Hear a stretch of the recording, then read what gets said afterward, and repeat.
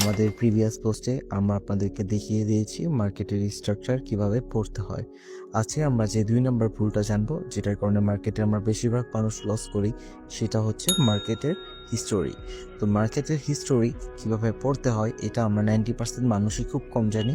এই জন্য আজকে আমি আপনাদেরকে শিখিয়ে দিব কিভাবে মার্কেটের হিস্টোরি পড়তে হয়।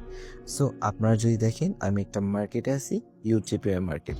সো মার্কেটের হিস্ট্রি পড়ার আগে মার্কেটটাকে প্রপারলি জুম করে নিতে হবে। জুম করে নেওয়ার পর মার্কেটটাকে যতটুকু পরিমাণ জুম করা যায় অতটুকু করতে হবে।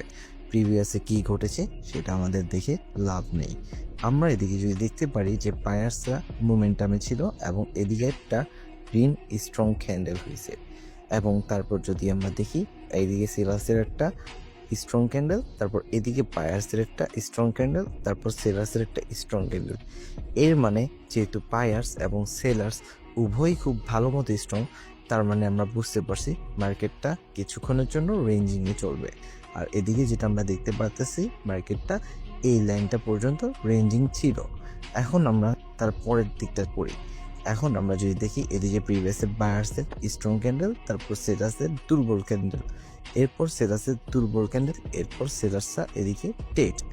তার মানে আমরা বুঝতে পারতেছি মার্কেটের নেক্সট টার্গেট হচ্ছে হাইয়ের উপর হাই লাগানো।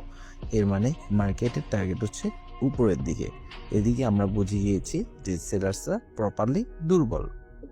আমরা এদিকে যদি এখন অপরচুনিটি খুঁজি, তাহলে আপের জন্য অপরচুনিটি খুঁজতে হবে।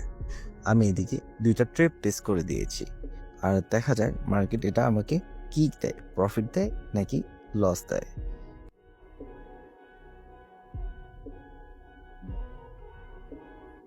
আপনারা যদি দেখেন, হিস্টোরি আমাকে বলেছে উপরের দিকে যেতে, তাই আমি আরো 5টা ট্রেড প্লেস করে দিয়েছি। তো দেখা যাক মার্কেট এটা আমাকে কি দেয়, লস দেয় নাকি প্রফিট দেয়।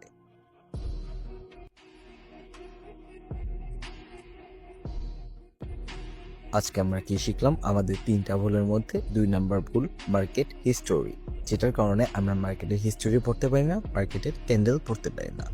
ইনশাল্লাহ আমরা পরবর্তী পার্টে মার্কেটের লেভেল সম্পর্কে জানবো এবং বিগিনার টু অ্যাডভান্স কোর্স করব।